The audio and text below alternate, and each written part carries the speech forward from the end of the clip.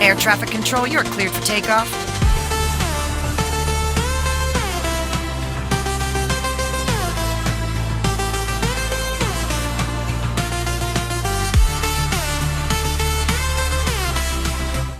महाड तालुक्यातील शिरगाव हद्दीत विन्हेरे रस्त्यावर गोमंतक हॉटेल शेजारी रिक्षा क्रमांक MH12SK 4798 आणि वॅगनार कार क्रमांक MH06AZ 8240 यांच्यात समोरासमोर धडक होऊन भीषण अपघात झाला।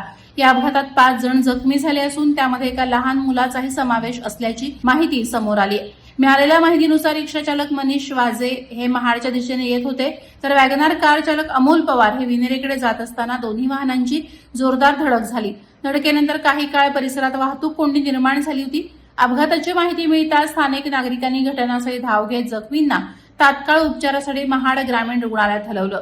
सुदैवाने सर्वांची प्रकृती स्थिर असल्याचे प्राथमिक माहितीतून समजते। अपघाताचं नेमकं कारण अद्याप स्पष्ट झालं नसून पोलिसांकडून पुढील तपास सुरू आहे।